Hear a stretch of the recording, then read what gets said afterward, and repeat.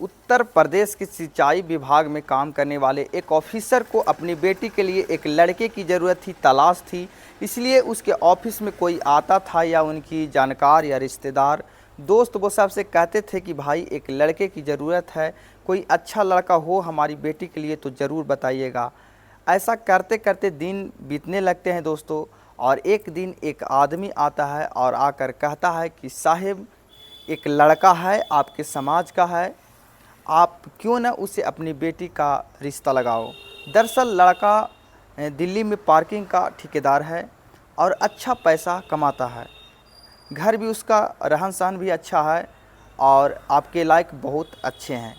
लड़का देखने वाले में बहुत अच्छा है। अगर आपको ज़रूरत महसूस हो तो मैं उस परिवार को अपनी आपकी बेटी के लिए बात चलाना शुरू कर दूं। आखिरकार ने कहा कि कोई दिक्कत नहीं है, अगर अच्छा लड़का है, अच्छा पैसा कमाता है तो कोई दिक्कत नहीं है। तो खैर रिश्ता जोड़ने में कोई बुराई नहीं है। अब उस अधिकारी ने अपनी बेटी के लिए जो लड़का देखा तो लड़का देखते ही पसंद आ जाता है। उसके बाद रिश्ता तय हो जाता है दोस्तों, शादी होती है और धूमधाम से शादी होने के बाद उसे विदा कर देते हैं। सब कुछ ठीक चल रहा था, वक्त आगे बढ़ने लगता है। उसके बाद उस लड़के ने अपनी पत्नी और अपने बच्चों की सहूलियत को देखते हुए कि बच्चे होंगे तो उसकी अच्छी एजुकेशन होनी चाहिए, इसलिए उसने लखनऊ में एक मकान खरीद लेता है दोस्तों और अपनी पत्नी को वहीं शिफ्ट कर देता है। जब बच्चे होते हैं तो बच्चों का एडमिशन बहुत अच्छे स्कूलों में भी करवाया जाता है।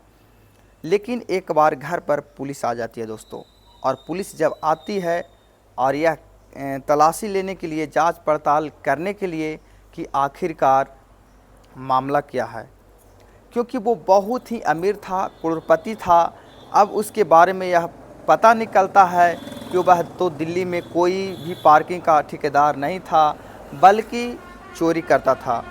चोरी की बात सुनने के बाद परिवार वालों को तो यकीन नहीं हो रहा था, लेकिन पुलिस ने जब अपनी जानकारी के हिसाब से बताया कि पिछले 22 सालों में लगातार चोरी कर रहा था, 22 सालों से, और 200 से ज़्यादा मकानों में यानी कि बड़े बड़े कोठियों में, घरों में उसने चोरी की है, तो घर वाले को यकीन नहीं हो रहा था। हालांकि पकड़ा जाता है दोस्तों, और पकड़ा कैसे जाता है और उसके पीछे की और आगे की कहानी क्या होती है, आज की इस वीडियो में कहानी के माध्यम से जानने को मिलेगा और समझने का कोशिश भी करते हैं हम सब मिलके दोस्तों। तो नमस्कार, आज की जो सच्ची घटना है आपको सुनाने जा रहा हूं। यह सच्ची घटना राष्ट्रीय राजधानी क्षेत्र दिल्ली के कल्याण विभाग से शुरू होती है और बात कर रहा हूं कि जुलाई 2023 की। दरअसल एक बंगला होता है, एक कोठी होता है, वो कोठी कई दिनों से लगातार बंद थी और उस बंद कोठी से चोरी हो जाती है दोस्तों, और बहुत सारा सामान चोरी हो जाता है। और जिस दिन चोरी हुई थी ठीक अगले ही दिन उसके कोठी के जो मालिक है वो आ जाता है, और पूरा परिवार आ जाता है वहाँ पे। और जब पूरा घर को देखते हैं तो देखते ही रह जाते हैं दोस्तों, सोचने पर मजबूर थे कि आखिरकार उसके साथ क्या हुआ है। दरअसल वहाँ पर थोड़ा सा दोस्तों ब्लड भी बहा हुआ था। उसे देखने के बाद उन्हें समझ नहीं आ रहा था कि आखिरकार यहाँ पे हुआ क्या है। पूरे घर के एक एक चीज़ को जब देखा जाता है तो भारी मात्रा में उनका सामान गायब हो चुका था। अब नज़दीकी पुलिस स्टेशन होता है, वो वहाँ जाकर शिकायत दर्ज भी करवाने चल जाते हैं कि साहब हम लोगों तो बाहर गए थे, कोठी बंद थी और किसी ने यहाँ पर चोरी कर ली है। अब यहाँ एक आईपीएस ऑफिसर उत्कर्ष होते हैं, उसके नेतृत्व में एक टीम गठित की जाती है और टीम से कहा जाता है कि जितनी जल्दी हो सके इस मामले में अपने स्तर से जांच करिए और तत्काल प्रभाव से कोशिश करो कि उस चोर को पकड़ा जाए कि आखिरकार वो चोर है कौन। दरअसल चोर को तलाश करना शुरू कर देते हैं लोगों दोस्तों। अब जितने भी आसपास के लोग हुए करते थे, सीसीटीवी कैमरे थे, जब उन सीसीटीवी कैमरे को खंगाला जाता है तो एक स्कूटर पर, जिस स्कूटर का नंबर था DL4 NC8081, इस पर कोई व्यक्ति है जो संदिग्ध रूप में घूम रहा था। तो पुलिस के लिए और कुछ नहीं मिलता है, प्राइम एक्सपेक्ट वह स्कूटर पे घूमने वाला व्यक्ति होता है जब वह घूम रहा था तो घूमते घूमते साथ ही उसके पास जब आसपास जाता है तो भारी मात्रा में सामान होता है और उस सामान को देखकर ही अंदाज़ लगाया जा रहा था कि हो सकता है कि शायद यही चोर है। लेकिन यह बात पूरी पुख्ता नहीं थी। आखिरकार जो नंबर 8081 जिसका रजिस्ट्रेशन नंबर निकलवाया जाता है और रजिस्ट्रेशन नंबर निकलवाने के बाद पता चलता है कि विनोद थप्पा के नाम पर यह नंबर रजिस्टर्ड है। आखिरकार पुलिस उस एड्रेस पे पहुंच जाती है जो एड्रेस लिखा गया था। दरअसल वो रहने वाले था मूल निवासी नेपाल का था विनोद थापा, लेकिन रह रहा था दिल्ली के अंदर। पुलिस जाती है, उसको हिरासत में ले लेती है और हिरासत में लेने के बाद उससे पूछताछ करती है। वो कहता है कि साहब मुझे क्यों पकड़ रहे हो, मैंने क्या गलती की है। वो कहती है कि पुलिस की तुम इस इलाके में जैसे कल्याण बिहार में तुम स्कूटर ले घूम रहे थे और हो ना हो चोरी तुमने ही किए। उसने कहा साहब स्कूटर मेरा ज़रूर है और हो सकता है कि स्कूटर कल्याण बिहार में गया ज़रूर हो, लेकिन उस स्कूटर को मैं नहीं चलाता बल्कि मेरे जीजा है जिसका नाम है मनोज चौबे, दरअसल वो चलाते हैं। आप चाहो तो उसके या उससे बात कर लीजिए। जब मनोज चौबे के बारे में यह बात की जाती है, पुलिस उस व्यक्ति को देखती है तो उस व्यक्ति का नाम मनोज चौबे नहीं था। पुलिस के हिसाब से दरअसल उसका नाम कुछ और होता है। उसने उसके साले ने यह नाम बताया तो पुलिस को यकीन नहीं हो रहा था कि अब इसके बाद पुलिस ने इस मामले में जांच पड़ताल करना शुरू किया है। आखिरकार देर सवेर हो व्यक्ति पकड़ा जाता है। जब पकड़ा जाता है तो उससे पूछताछ अब शुरू होती है तो उसके बारे में पता चलता है कि वो उत्तर प्रदेश का एक जगह है लगती है सिद्धनाथ नगर, वो वहाँ का निवासी होता है। जब टीम मामले को जांच पड़ताल कर रही थी और सामान ज़्यादा मात्रा में गया होता है, उसके पास कुछ पैसे मिले थे लेकिन बहुत ज़्यादा पैसे उसके पास मिलते नहीं हैं। आखिरकार पुलिस ने जब यह माल की बरामदी के लिए यह पता करने की कोशिश की तो जो उसका मूल गांव था, मूल जगह थी सिद्धार्थ नगर में, तो पुलिस वहां पहुंच जाती है। वहां जब जाती है तो पुलिस को यकीन नहीं हो रहा था क्योंकि परिवार के जो लोग थे जो वहां मौके पर मिलते हैं वो कहते हैं कि साहब मनोज चौबे किसी भी कीमत पर चोरी नहीं कर सकता, वो तो पार्किंग का बहुत अच्छा ठेकेदार है, बहुत अच्छे पैसे कमाता है, आपको यकीन नहीं होता है तो यहाँ उसका जो शोहरत गढ़ है वहाँ उसकी पत्नी के नाम से सिमता लॉज भी बना हुआ है, वहाँ से भी अच्छी खासी इनकम होती है। फ़ायदे बाकायदे नेपाल में उसका होटल भी है, वहाँ से भी अच्छी खासी इनकम होती है। और सिद्धार्थ नगर में लीज पर दिया हुआ ज़मीन पर एक हॉस्पिटल बना हुआ है जिसका किराया भी 2 लाख पर मंथ के हिसाब से आता है।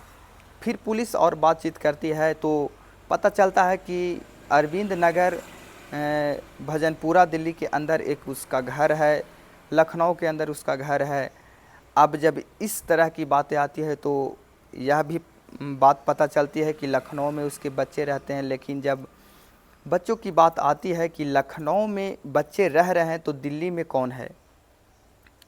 अब दिल्ली में जब बात आती है कि दिल्ली में मतलब कि जो दिल्ली में उसकी एक पत्नी है जिसकी नाम सपना है, लेकिन लखनऊ में उसकी पत्नी जिसका शायद नाम शायद सिमता बताया जाता है, सिमता रहती है। जो पुलिस भी कंफ्यूज हो जाती है कि हमने गलत आदमी को तो नहीं पकड़ लिया है, यहाँ तो उसकी अच्छी संपत्ति है, नेपाल में भी यहाँ भी उसका हॉस्पिटल बना हुआ है, लॉज बना हुआ है, दिल्ली में घर है, उसका लखनऊ में घर है, इतना पैसे और वो चोरी क्यों करेगा, इस तरह की बात थी। अब आखिरकार पुलिस जब यहाँ से पूछताछ करके आती है तो पुलिस अपनी जानकारी उच्च अधिकारियों को दी और उच्च अधिकारी ने जो उससे पूछताछ करना शुरू किया। आखिरकार पूरा माजरा क्या है तो उससे पूछा जाता है कि तुम क्या करते हो। कहता है साहब मैं एक ठेकेदार हूँ, पार्किंग का ठेकेदार हूँ। तो उससे पूछा जाता है कि तुम पार्किंग के ठेकेदार कहाँ पे हो, क्या करते हो, कहाँ कहाँ तुम काम किया है। तो वह जब बताने लगता है तो जहाँ भी पुलिस ने वेरीफाई कर रही थी तो वेरीफाई करने में वह सब गलत पाया जा रहा था, यानी कि वह पार्किंग का ठेकेदार होता ही नहीं है। आखिरकार पुलिस अपने तरीके से और सख्ती से उससे जब पूछताछ करती है तो मनोज चौबे कहानी सुनाता है। दरअसल पता चलता है कि वह सिद्धार्थ नगर से साल 1997 में वह दिल्ली आया था और दिल्ली में कीर्तिनगर पुलिस स्टेशन में वो कैंटीन में काम करने लगता है। एक दिन कैंटीन में काम कर रहा था और उसी मौके मिल जाता है, वहाँ से कुछ चोरी कर लेते हैं सामानों को। तो पुलिस स्टेशन में वो कैंटीन होती है और पुलिस स्टेशन की कैंटीन से जब चोरी करता है तो किसी को नज़र पड़ जाता है और नज़र पड़ने के बाद पुलिस के अधिकारी को बताई जाती है। आखिरकार मनोज चौबे को एफआईआर दर्ज कर ली जाती है और एफआईआर दर्ज करने के बाद उसको जेल भेज दिया जाता है। लेकिन जब यह पकड़ा जाता है तो इसने अपना असली नाम मनोज चौबे नहीं बताया था, नाम उसने कुछ और ही बता दिया था। आखिरकार वहाँ से छूटता है। छूटने के बाद उस कैंटीन पे तो काम नहीं अब दोबारा कर सकता था, अब क्या करे। उसके वो दिमाग लगाना शुरू कर देता है। तभी वो सोचता है कि क्यों न चोरी ही की जाए, जिसके इल्ज़ाम में वो पकड़ा गया भी था। आखिरकार जब चोरी वाली बात आती है तो उसने कुछ ऐसे घरों को निशान बनाना शुरू कर दिया, ऐसी कोठियों को निशान बनाना शुरू कर दिया। अक्सर वो बंद रहती थी। उसका ऐसा अंदाज़ होता था कि घर के सामने अगर लगातार कई दिनों तक न्यूज़पेपर पड़ा हुआ हो तो उससे पता चलता था कि शायद इस घर में कोई नहीं रहता होगा, इसलिए न्यूज़पेपर वहाँ पे पड़ा हुआ है। अपने घर के अंदर तक नहीं जा रहा है न्यूज़पेपर, तो इससे पता चलता था। साथ ही वह अंदाज़ लगाया करता था कि घर में कोई गंदगी, जैसे कोई सफाई ना हो, जाले वगैरह पड़े जाते हैं। तो फिर घरों में कुछ लोगों पेड़ पौधे लगाते हैं, पेड़ पौधों को पानी न मिलने से वो सूख जाते हैं। यदि पेड़ पौधे की कटिंग समय पर न हो तो उससे पता चल जाता है कि घर में कोई है या नहीं है। फिर घरों के पास में बड़ी बड़ी कोठियाँ में जो कुछ लोग पेड़ पौधे लगाते हुए जाल की तरह होती है, फैल जाती है, वो पूरे घर पर चढ़ जाती है। तो उसने कुछ ऐसे ही अंदाज़ लगाया करता था और कई इलाके में चुन रखे थे, जैसे मॉडल टाउन, रोहिणी, अशोक विहार, पीतमपुरा, इस तरह के मोहल्लों को, इस तरह की कॉलोनियों के साथ इस तरह की जगहों पे वो निशान बनाया करता था और वो चोरी करता था। एक चोरी करता था, बढ़िया करता था, जिसमें बहुत सा पैसा मिलता था और पैसा वहाँ से उठाया और उसने अपने हाथों हाथ सामान को बेचा और बेचने के बाद उसने उसको सामान को भी बहुत दूर जाकर बेचा था और वहाँ अपनी प्रॉपर्टी वगैरह ख़रीद लिया करता था। जब घर वालों को, परिवार वालों को यह पता था कि वह दिल्ली में रहकर पाकी का काम करता है, लेकिन पाकी का काम नहीं करता था बल्कि चोरी करता था और वह भी सिंगल अकेला ही चोरी करता था। उसने कभी अपनी चोरी में किसी को भी शामिल नहीं किया। लेकिन अंतिम चोरी जो थी जिसमें वो पकड़ा जाता है, बताया जाता है कि वो उस घर में जाता है और जब दरवाजे को खोलने की कोशिश करता है तो उसको अचानक से चोट लग जाती है और जैसे ही उनको चोट लगती है वो वहाँ पर बेहोश होकर गिर जाता है। कई घंटे तक वहाँ पर पड़ा रहता है। आखिरकार उसकी जब आँख खुलती है, देखता है कि यह वहाँ पर बेहोशी की हालत में है। तब भी उसको अच्छा खासा टाइम मिल जाता है और टाइम इसलिए मिल जाता था क्योंकि वह कोठी के जो बंद कोठी थी उसी में चोरी करता था। अक्सर ऐसे घरों में ही निशाना लगाया करता था जिसमें आराम से चोरी किया जाए और आराम से बाहर निकल जाया करता था। जब तक वो घर के मालिक आया करते थे, जब तक वो व्यक्ति वहाँ से निकल जाता था। और उस दौर की यह बात है कि उस दौर में सीसीटीवी कैमरे वगैरह नहीं होते थे। यदि वह पकड़ा जाता था तो कोई दूसरे नाम बता देते थे बदल के और वो बच जाया करता था। जब पुलिस जांच पड़ताल की तो उसने लगभग 9 चोरियां में उसका नाम आता है, लेकिन 9 की चोरियों में उसने बार बार अपना अलग अलग ही नाम बताया था। पुलिस की जांच पड़ताल में जब यह आया कि उसने एक दिल्ली में शादी कर ली थी, यानी कि दिल्ली में रहने वाली एक नेपाल की लड़की होती है जिसका नाम सपना होता है। उसका भाई वहीं पर रहता था, विनोद थापा। उसकी बहन से वो शादी कर लेता है और अपने ही घर में, जो दिल्ली वाला घर होता है, वहाँ पे अपनी पत्नी के साथ रहता है। लेकिन यहाँ उत्तर प्रदेश सिद्धार्थनगर में जब पुलिस पता करती है तो सिंचाई विभाग के एक ऑफिसर की बेटी से वो शादी करता है। बाकाये अपने बच्चों को लखनऊ में रखता है और लखनऊ के जो नामी ग्रामीण स्कूल होता है वहाँ पर पढ़ा रहा था। जब यह खबर अखबारों में प्रकाशित होती है, वेब पोर्टल पर चढ़ती है, तो उस खबर में साफ साफ लिखा हुआ था कि चोरी करते करते एक इंसान, एक व्यक्ति करोड़पति बन गया। वो वाकई अपने आप में हैरान करने वाली बात थी। दोस्तों, इस पूरे घटनाक्रम को सुनाने का उद्देश्य किसी को परेशान करना नहीं है, किसी का दिल दुखाना नहीं, बल्कि आपको जागरूक करना है कि आपको सचेत रहना है और आपको बताना है जब भी कोई व्यक्ति अपनी बेटी के लिए रिश्ता तलाश करे तो कम से कम यह वेरीफाई ज़रूर करे कि आखिरकार लड़का क्या करता है और कहाँ रहता है। भले ही चाहे उसे रिश्ते को ज़्यादा दिन लगाना पड़े, ज़्यादा दिन उसके बारे में जानना पड़े, तफ्तीश करना पड़े। यदि तफ्तीश ना करने के बाद शादी हो जाती है और उसके बाद कुछ कमियां निकलती है तो वाकई बहुत तकलीफ़ होती है। और ये कहानी आपके वाकई बड़ी रोचक और दिलचस्पी भी है, क्योंकि एक व्यक्ति चोरी करता था और वो भी अकेले चोरी करता था और अच्छे खासे पैसे कमाकर घर भेजता था और वो होटल भी बनाया, बहुत से नाम भी किया। तो दोस्तों, ये वीडियो थोड़ा सा अच्छा लगा तो प्लीज़ चैनल को सब्सक्राइब करके लाइक कर देना और इस वीडियो को लाइक करना, अपने दोस्तों के पास शेयर करना। चलिए आज तक इतने, जय हिंद।